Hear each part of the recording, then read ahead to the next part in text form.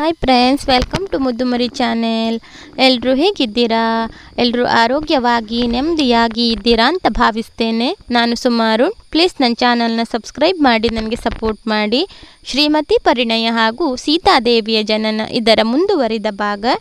ಪರ್ವತ ಮತ್ತು ನಾರದರು ಬರುತ್ತಿರುವುದನ್ನು ಕಂಡು ಅಂಬರೀಷನು ಆಸನದಿಂದಿದ್ದು ಇದಿರ್ಗೊಂಡು ಅತಿ ಭಕ್ತಿಯಿಂದ ನಮಸ್ಕರಿಸಿ ಆಸನವಿಟ್ಟು ಕೂಡಿಸಿ ತಮ್ಮ ಆಗಮನದಿಂದ ನಾನು ಧನ್ಯನಾದೆನು, ನನ್ನ ಗ್ರಹವು ಪವಿತ್ರವಾಯಿತೆಂದು ಸ್ತೋತ್ರ ಮಾಡುತ್ತಿರುವಾಗ ಶ್ರೀಮತಿಯು ದಾದಿಯ ಮೂಲಕ ಒಂದು ಲಕೋಟೆಯನ್ನು ತಂದೆಗೆ ಕಳುಹಿಸಿದಳು.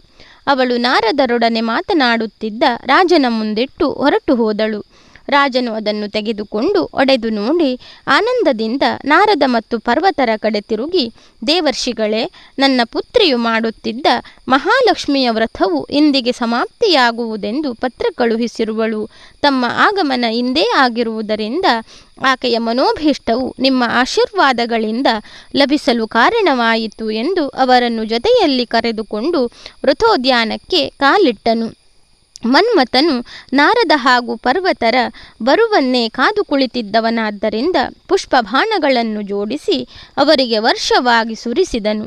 ಅದರಿಂದ ಪರ್ವತ ನಾರದರು ಅರಿಷಡ್ವರ್ಗಗಳ ಸೆಳೆತಕ್ಕೆ ಸಿಕ್ಕಿ ಧಿಕ್ಕರಿಯದೆ ಆ ವೃಥೋದ್ಯಾನದಲ್ಲಿ ಬಂದು ಸೇರಿರುವ ಸುಂದರ ಸ್ತ್ರೀಯರನ್ನು ನೆಟ್ಟ ದೃಷ್ಟಿಯಿಂದ ನೋಡುತ್ತಾ ರಾಜನ ಹಿಂದೆ ಹೋಗಿ ನಕ್ಷತ್ರಗಳ ಗುಂಪಿನಲ್ಲಿ ಚಂದ್ರನು ಪ್ರಕಾಶಮಾನವಾಗಿದ್ದಂತೆ ಆ ಸುವಾಸಿನಿಯರ ಮಧ್ಯೆ ವ್ರತಶೀಲಳಾಗಿ ಕುಳಿತಿದ್ದ ಶ್ರೀಮತಿಯನ್ನು ಕಂಡು ನಿಂತರು. ಶ್ರೀಮತಿಯರು ಆ ವ್ರತದ ಮಂಗಳ ಕಾರ್ಯಗಳನ್ನು ಪೂರ್ಣಗೊಳಿಸಿ ಬಂದು ನಾರದರಿಗೂ ಪರ್ವತರಿಗೂ ಹಾಗೂ ತಂದೆಗೂ ನಮಸ್ಕರಿಸಿ ತಂದೆಯ ಪಕ್ಕದಲ್ಲಿ ಬಂದು ನಿಂತಳು. ರಾಜನು ಪರ್ವತ ಮತ್ತು ನಾರದರನ್ನು ನೋಡಿ, ಸುರಿಮನಗಳೇ, ಈಕೆ ನನ್ನ ಮಗಳು, ಅವಳ ಮನೋಭಿಲಾಷೆಯು ಲಭ್ಯವಾಗುವಂತೆ ತಾವು ಆಶೀರ್ವದಿಸಬೇಕೆಂದನು. ನಾರದರು ಆಕೆಯ ಸರ್ವಾಂಗಗಳನ್ನು ನೋಡಿ ಅವಳ ರೂಪಕ್ಕೆ ಬೆರಗಾಗಿ, ಯಾರಾದರೂ ನಗಲಿ ಈಕೆಯನ್ನು ವಿವಾಹವಾಗುವುದೇ ಸರಿ ಎಂದು ನಿರ್ಧರಿಸಿಕೊಂಡು ರಾಜನ ಕಡೆ ತಿರುಗಿ, ರಾಜರ್ಷಿ, ಈ ನಿನ್ನ ಮಗಳಿಗಿರುವ ಅದ್ಭುತವಾದ ತೇಜವನ್ನು ರೂಪವನ್ನು ನಾನು ಈವರೆಗೆ ಸಂಚರಿಸಿ ನೋಡಿದ ಯಾವ ಸ್ತ್ರೀಯಲ್ಲೂ ಕಾಣೆನು. ನೀನು ಮಾಡಿದ ಎಷ್ಟೋ ಜನ್ಮಗಳ ಪುಣ್ಯ ಫಲದಿಂದ ನಿನಗೆ ಇವಳು ಸುತೆಯಾಗಿ ಜನಿಸಿರುವಳು. ಆದರೆ ಈಕೆಯನ್ನು ಹರಿಯು ಪ್ರತ್ಯಕ್ಷನಾಗಿ ಬಂದು ವರಿಸುವನೆಂಬುದನ್ನು ನಾನು ನಿನಗೆ ತಿಳಿಸಲಾರೆ ಎಂದನು. ನಾರದರ ಮಾತಿಗೆ ಮನದಲ್ಲಿ ನೊಂದ ಅಂಬರೀಷನು, ಸುರಮುನೀಂದ್ರ, ಮಕ್ಕಳಿಲ್ಲವೆಂಬ ಚಿಂತೆ ನನ್ನನ್ನು ಬಹುವಿಧವಾಗಿ ಕಾಡುತ್ತಿತ್ತು. ಕಡೆಗೆ ಈಕೆಯ ಹುಟ್ಟಿನಿಂದ ನನ್ನ ಎಣೆಯಿಲ್ಲದ ಸಂತೋಷ ಉಂಟಾಯಿತು. ಆದರೆ ಇವಳಿಗೆ ಅನುರೂಪನಾದ ವರನನ್ನು ಹುಡುಕಿ ವಿವಾಹ ಮಾಡಬೇಕೆಂಬ ನನ್ನ ಬಯಕೆ ನನಗೆ ಅಸಾಧ್ಯವಾಗಿದೆ. ಏಕೆಂದರೆ ಹರಿಯನ್ನಲ್ಲದೆ ಅನ್ಯರನ್ನು ನಾನು ಕನಸಿನಲ್ಲಿಯೂ ವರಿಸೆನು ಎಂಬುದೇ ಆಕೆಯ ಸ್ಥಿರ ಸಂಕಲ್ಪವಾಗಿದೆ ಎಂದನು. ಪರ್ವತ ಋಷಿಯು ಒಳಗೊಳಗೆ ತಳಮಳಿಸುತ್ತಾ, ನಾನು ಈವರೆಗೂ ಮಾಡಿದ ತಪವು ಉಳಿದು ನಾರದನ ಗುರುತ್ವವೇ ಹಿಂದೆ ಇಲ್ಲವಾದರೂ ಚಿಂತೆಯಿಲ್ಲ, ಇವಳನ್ನು ವಿವಾಹವಾಗಲೇಬೇಕೆಂದು ನಿರ್ಧರಿಸಿಕೊಂಡು ವನವಿಹಾರಕ್ಕಾಗಿ ಹೊರಟನು. ನಾರದರು ರಾಜನ ಹಿಂದೆ ಸಭೆಗೆ ಬಂದರು. ಶ್ರೀಮತಿಯು ವ್ರತಕ್ಕೆ ಆಗಮಿಸಿದ್ದ ಸುವಾಸಿನಿಯರಿಗೆ ಫಲತಾಂಬೂಲಗಳನ್ನು ಉಡುಗೊರೆಗಳನ್ನು ಕೊಟ್ಟು ಅವರವರ ಮಂದಿರಕ್ಕೆ ಕಳುಹಿಸಿ ಜನನಿಯೊಂದಿಗೆ ಅಂದಣದಲ್ಲಿ ಕುಳಿತು ಅಂತಃಪುರಕ್ಕೆ ಬಂದಳು. ಮನ್ಮಥನು ಮುಂದಾಗುವುದನ್ನು ನಿರೀಕ್ಷಿಸುತ್ತಾ ಸಂಪಿಗೆ ಮರದಲ್ಲಿಯೇ ಉಳಿದನು. ಅನಂತರ ನಾರದರು ರಾಜನೊಂದಿಗೆ ಸಭೆಗೆ ಬಂದವರು ಬಹುವಿಧವಾಗಿ ಆಲೋಚಿಸುತ್ತಾ ಚಿಂತಾತುರರಾಗಿ ಮನತೆತ್ತು ಮುಂದೇನು ಮಾಡಲಿ, ನಾನು ಸ್ವರ್ಗದಲ್ಲಿ ಮನ್ಮಥನನ್ನು ಅವಮಾನವನ್ನು ಮಾಡಿದ ಪ್ರತಿಫಲವಾಗಿ ಅವನು ಮೋಹನಾಸ್ತ್ರದಿಂದ ಬಿಗಿದು ಶ್ರೀಮತಿಯನ್ನು ಕಾಮಿಸುವಂತೆ ಮಾಡಿರುವನು. ಆ ಮನ್ಮಥನ ಬಾಧೆಯಿಂದ ದೂರವಾಗಬೇಕಾದರೆ ಶ್ರೀಮತಿಯನ್ನು ಒಲಿಸಿಕೊಂಡರೆ ಮಾತ್ರ ಸಾಧ್ಯ, ಇಲ್ಲವಾದರೆ ಬೇರೆ ಯಾವ ಉಪಾಯದಿಂದಲೂ ಅದರಿಂದ ಬಿಡುಗಡೆಯಾಗಲು ಮಾರ್ಗ ಕಾಣದು ಎಂದು ಕಾಂತಿಹೀನನಾಗಿ ಚಿಂತಿಸುತ್ತಾ ಕುಳಿತಿದ್ದ ನಾರದರನ್ನು ನೋಡಿದ ರಾಜನು, ದೇವರ್ಷಿ, ತಾವು ಯಾವುದೋ ಒಂದು ಬಗೆಹರಿಯದ ಚಿಂತೆಗೊಳಗಾಗಿ ಆಲೋಚಿಸುತ್ತಿರುವಂತೆ ನಿಮ್ಮ ಮುಖದಿಂದ ನನಗೆ ಮನಮರಿಕೆಯಾಗುತ್ತಿದೆ. ಅದಾವುದೆಂದು ತಿಳಿಸಬೇಕಾಗಿ ಪ್ರಾರ್ಥಿಸುತ್ತೇನೆ ಎಂದರು. ನಾರದರಿಗೆ ರಾಜನೊಡನೆ ಮಾತನಾಡಲು ಅವಕಾಶ ಸಿಕ್ಕಿದ್ದುದರಿಂದ ಹರ್ಷಗೊಂಡು, ರಾಜಋಷಿ, ನಾನು ವಿಶ್ರಾಂತಿ ಹೊಂದಬೇಕೆಂದಿರುವೆನು. ಅದಕ್ಕೆ ಬೇಕಾದ ಅನುಕೂಲಗಳನ್ನು ಕಲ್ಪಿಸಿಕೊಡುವವರಿಗೆ ಅವರ ಅಭೀಷ್ಟೆಗಳು ಸಿದ್ಧಿಸುವಂತೆ ನನ್ನ ತಪೋಬಲದಿಂದ ಕೃಪೆ ಮಾಡುವೆನು ಎಂದನು. ರಾಜನು ಸಂತೋಷದಿಂದ, ಮಹಾತ್ಮ, ತಮ್ಮ ಸೇವೆಯು ನನ್ನಿಂದ ಆಗುವುದಾಗಿದ್ದರೆ ತಮ್ಮ ವಿಶ್ರಾಂತಿಗೆ ಬೇಕಾದ ಎಲ್ಲ ಸಿದ್ಧತೆಗಳನ್ನು ಒದಗಿಸಿಕೊಡುತ್ತೇನೆಂದು ಹೇಳಿದನು.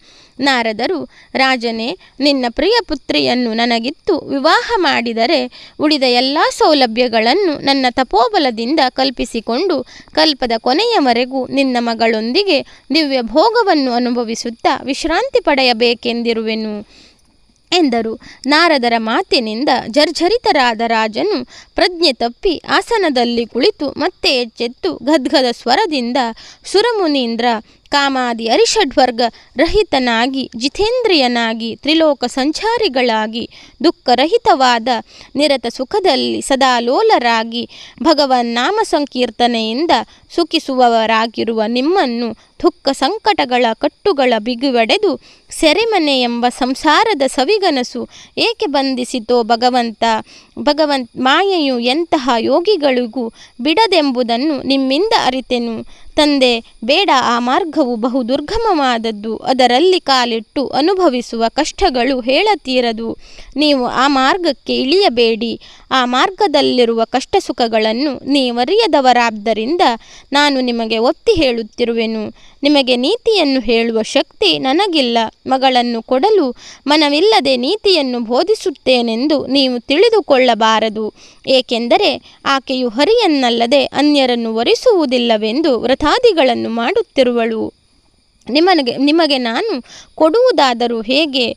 ನಿರ್ಬಂಧದ ವಿವಾಹವು ಧರ್ಮ ವಿರುದ್ಧವಲ್ಲವೇ? ಹಾಗೂ ಧರ್ಮವನ್ನು ಅತಿಕ್ರಮಿಸಿ ನಡೆಯುವವರನ್ನು ನನ್ನ ದೇಶದಲ್ಲಿ ಧರ್ಮ ರಕ್ಷಣೆಗಾಗಿ ಸಂಚರಿಸುತ್ತಿರುವ ವಿಷ್ಣು ಚಕ್ರವು ಆಗಲೇ ಅವರ ಶಿರವನ್ನು ಕತ್ತರಿಸಿ ಕೆಡಹುವುದು. ಅದರಿಂದ ನಿಮಗೆ ಹತ್ತಿರುವ ಸಂಸಾರದ ಅರೆ ಸುಖವನ್ನು ಮರೆತು ಹರಿನಾಮ ಸಂಕೀರ್ತನೆಯೇ ಶಾಶ್ವತ ಸುಖವೆಂದು ದಿವ್ಯಜ್ಞಾನಿಗಳು ಸಾರಿ ಸಾರಿ ಹೇಳುತ್ತಿರುವುದರಿಂದ ನೀವು ಅದನ್ನೇ ಆರಿಸಿಕೊಂಡು ಮನ ಬಂದ ಕಡೆ ಸಂಚರಿಸುವುದೇ ಪರಮ ಸುಖವೆಂದು ನನಗೆ ತೋರುವುದು ಎಂದನು. ಅಂಬರೀಷನ ಮಾತಿನಿಂದ ರೋಷಗೊಂಡ ನಾರದರು ಆಸನದಿಂದೆದ್ದು ಚಕ್ರವರ್ತಿ ಎಂಬ ಗರ್ವದಿಂದ ನನಗೆ ನೀತಿಯನ್ನು ಹೇಳಿ ನಾನು ನೀತಿ ಬಾಹಿರನೆಂದು ಜರಿಯುವ ಪ್ರಯತ್ನ ಮಾಡಿ ಮನ ಬಂದ ಕಡೆ ಸಂಚರಿಸೆಂದು ಹೇಳುತ್ತಿರುವೆಯಾ? ಆಗಲಿ, ನಾಳೆ ಸೂರ್ಯೋದಯಕ್ಕೆ ಸರಿಯಾಗಿ ವಿಧಿಪೂರ್ವಕವಾಗಿ ನನಗೆ ನಿನ್ನ ಸುಧೆಯನ್ನು ಲಗ್ನ ಮಾಡಿಕೊಡದಿದ್ದರೆ ನಿನ್ನ 21 ತಲೆಮಾರಿನ ಪಿತೃಗಳೊಂದಿಗೆ ನೀನು ಇಂದೇ ಪುಣ್ಯ ಕ್ಷೀಣನಾಗಿ ಈ ದೇಹ ಬಿಡಲ್ಪಟ್ಟು ಕಲ್ಪಾಂತ್ಯದವರೆಗೆ ನರಕದಲ್ಲಿ ಬಿದ್ದು ಹೊರಳಾಡುವಂತೆ ಶಾಪವನ್ನು ಕೊಡುವೆನು ಎಂದರು.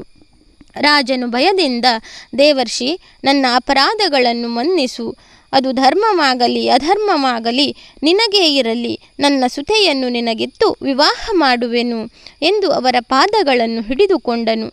ನಾರದರು ಶಾಂತರಾಗಿ, ಆಗಲಿ, ನಾಳಿನ ಸೂರ್ಯೋದಯಕ್ಕೆ ಸರಿಯಾಗಿ ಬರುವೆನು, ವಿವಾಹಕ್ಕೆ ಸಿದ್ಧಗೊಳಿಸೆಂದು ಹೇಳಿ ಹೊರಟು ಹೋದರು. ಈ ಕಡೆ ವನವಿಹಾರಕ್ಕೆ ಹೋಗಿದ್ದ ಪರ್ವತ ಋಷಿಯು ಕಾಮಾಗ್ನಿಯಿಂದ ಬೆಂದು ಮುಂದರಿಯದೆ, ನಾರದರು ಮಂದಿರದಲ್ಲಿರುವುದರಿಂದ ಅಲ್ಲಿ ನನ್ನ ಕಾರ್ಯ ಸಾಧನೆಗೆ ಭಂಗ ಬರುವುದು. ಆದ್ದರಿಂದ ರಾಣಿಯ ಅಂತಃಪುರಕ್ಕೆ ಹೋಗಿ ನನ್ನ ಅಭಿಪ್ರಾಯಗಳನ್ನು ಆಕೆಗೆ ತಿಳಿಸಿದರೆ ಶ್ರೀಮತಿಯನ್ನು ನನಗಿತ್ತು ವಿವಾಹವನ್ನು ಮಾಡುವ ಏರ್ಪಾಡನ್ನು ರಾಜನಿಂದ ಮಾಡಿಸುವಳೆಂದು ರಾಣಿಯ ಅಂತಃಪುರಕ್ಕೆ ಬಂದನು. ರಾಣಿಯು ಅವರಿಗೆ ಆಸನವಿಟ್ಟು ಕೂಡಿಸಿ ಭಕ್ತಿಯಿಂದ ನಮಸ್ಕರಿಸಿ ಕಾಂತಿಹೀನವಾಗಿದ್ದ ಅವರ ಮುಖವನ್ನು ನೋಡಿ, ದೇವರ್ಷಿ, ಈ ದಿನ ನಿಮ್ಮ ಮುಖ ಕುಂದಿರುವುದಕ್ಕೆ ಕಾರಣವೇನು ಎಂದು ಕೇಳಿದಳು. ಅದಕ್ಕೆ ಪರ್ವತನು, ಪರರ ಮನದಲ್ಲಿರುವ ಮುಖಭಾವದಿಂದಲೇ ಅರಿತುಕೊಳ್ಳುವ ಶಕ್ತಿಯನ್ನು ಹೊಂದಿರುವ ನಿನ್ನಲ್ಲಿ ನನ್ನ ಮನೋವ್ಯತೆಯ ಕಾರಣವನ್ನು ತಿಳಿಸಿ ಆ ಚಿಂತೆಯಿಂದ ದೂರವಾಗಲು ನಿನ್ನ ಅಂತಃಪುರಕ್ಕೆ ಬಂದಿರುವೆನು.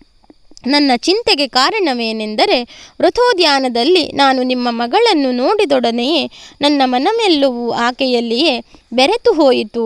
ಅವಳನ್ನು ನನಗಿತ್ತು ವಿವಾಹ ಮಾಡಿಕೊಡೆಂದನು. ರಾಣಿಯು ಭಯಾಶ್ಚರ್ಯಗಳಿಗೆ ಒಳಗಾಗಿ ಅವರಿಗೆ ಹೇಳುವ ಸಮಾಧಾನೋಕ್ತಿಯನ್ನು ಯೋಚಿಸಿ ಮತ್ತೆ ನಗೆ ಮುಖದಿಂದ, ಮಹರ್ಷಿ, ಬ್ರಹ್ಮವೇತ್ತರರಾದ ನಿಮಗೆ ಕಷ್ಟಕರವಾದ ಸಂಸಾರಕ್ಕೆ ಸಿಕ್ಕುವ ಹುಚ್ಚು ಹಿಡಿಯುವುದೆಂದರೆ ಅರ್ಥವೇನು? ಕನಸಿನಲ್ಲಿಯೂ ವಿಷಯ ಸುಖದ ಹಂಬಲವನ್ನರಿಯದ ಈ ಮುನಿಗೆ ಹೇಗೆ ತಿಳಿ ಹೇಳುವುದೆಂದು ಚಿಂತೆಗೆ ಒಳಗಾದಳು. ರಾಣಿಯು ಒಳಗೊಳಗೆ ದುಃಖಮಗ್ನಳಾಗಿ ಮನಸ್ಸನ್ನು ಸ್ಥಿಮಿತಕ್ಕೆ ತಂದುಕೊಂಡು ಇವರಿಗೆ ಹಿಡಿದಿರುವ ಸ್ತ್ರೀ ಹುಚ್ಚನ್ನು ಉಪಾಯದಿಂದ ಬಿಡಿಸಿ ಕಳುಹಿಸಬೇಕೆಂದು ಪರ್ವತನನ್ನು ನೋಡಿ ಹೀಗೆಂದಳು. ಮುನಿದೇವ, ನಿಮಗೆ ನಿಜವಾಗಿಯೂ ನನ್ನ ಮಗಳನ್ನು ವಿವಾಹವಾಗಿ ಸಂಸಾರಿಯಾಗಬೇಕೆಂಬ ಆಸೆಯಾಗಿದ್ದರೆ ಎಂದಿಗೂ ಅದು ಸಫಲವಾಗದು. ಕಾರಣ ಆಕೆಯು ಹರಿಯನ್ನಲ್ಲದೆ ಮತ್ಯಾರನ್ನು ವರಿಸುವುದಿಲ್ಲವೆಂಬ ಸಂಕಲ್ಪವನ್ನು ಮಾಡಿ ವ್ರತಾದಿಗಳನ್ನು ಮಾಡುತ್ತಾ ತನ್ನ ದೇಹವನ್ನು ಸೊರಗಿಸಿ ಯೋಗಿನಿಯಂತೆ ತಪಸ್ಸಿನಲ್ಲಿರುವಳು. ಅಂತಹ ಸಂಕಲ್ಪವುಳ್ಳವಳು ನಿಮ್ಮನ್ನು ವಿವಾಹವಾಗುವಳೆ. ಅವಳಿಗೆ ಸಮ್ಮತಿ ಇಲ್ಲದ ಕಾರ್ಯವನ್ನು ನಾನು ಮಾಡುವುದಾದರೂ ಹೇಗೆ ಎಂದು ಕೇಳಿದಳು. ಪರ್ವತನು ಕೋಪಗೊಂಡು ಆಸನದಿಂದೆದ್ದು ನನ್ನ ಚಿಂತೆಯ ಕಾರಣವೇನೆಂದು ತಿಳಿದುಕೊಂಡ ಮೇಲೂ ನನಗೆ ತತ್ವೋಪದೇಶವನ್ನು ಮಾಡುವೆಯಾ? ಆಗಲಿ, ನಾಳೆ ಸೂರ್ಯೋದಯಕ್ಕೆ ಸರಿಯಾಗಿ ನಿನ್ನ ಸುತೆಗೂ ನನಗೂ ವಿವಾಹ ಮಾಡಿಸದಿದ್ದರೆ ನೀನು ಹುಟ್ಟಿದ ಮನೆತನದ 21 ತಲೆಮಾರಿನ ಪಿತೃಗಳೊಂದಿಗೆ ಇಂದೇ ನೀನು ಪುಣ್ಯಕ್ಷೀಣಳಾಗಿ ನರಕಕ್ಕೆ ಬೀಳುವಂತೆ ಶಾಪವನ್ನು ಕೊಡುವೆನೆಂದು ಹೇಳಿದನು. ಭಯಗ್ರಸ್ಥಳಾದ ರಾಣಿಯು, ಮುನಿವರ್ಯ, ಶಾಂತರಾಗಿ ನಿಮ್ಮ ಇಷ್ಟದಂತೆ ನನ್ನ ಮಗಳನ್ನು ವಿವಾಹ ಮಾಡಿ ಕೊಡುವೆನೆಂದು ಅವರ ಪಾದಗಳನ್ನು ಹಿಡಿದು ಬೇಡಿಕೊಂಡಳು. ಪರ್ವತನು ಆಗಲಿ, ಕಾಲಕ್ಕೆ ಸರಿಯಾಗಿ ಬರುವೆನೆಂದು ಹೇಳಿ ಹೊರಟು ಹೋದರು. ಧನ್ಯವಾದಗಳು ಸ್ನೇಹಿತರೆ. ಈ ವಿಡಿಯೋ ನಿಮಗೆ ಇಷ್ಟವಾಗಿದ್ದರೆ ನನ್ನ ಮುದ್ದುಮರಿ ಚಾನಲನ್ನು ಸಬ್ಸ್ಕ್ರೈಬ್ ಮಾಡದೆ ನೋಡ್ತಾ ಇರುವವರು ಸಬ್ಸ್ಕ್ರೈಬ್ ಮಾಡಿ, ಆಲ್ ಅಂತ ಸೆಲೆಕ್ಟ್ ಮಾಡಿಕೊಳ್ಳಿ, ಶೇರ್ ಮಾಡಿ, ಲೈಕ್ ಮಾಡಿ, ಕಮೆಂಟ್ ಮಾಡಿ.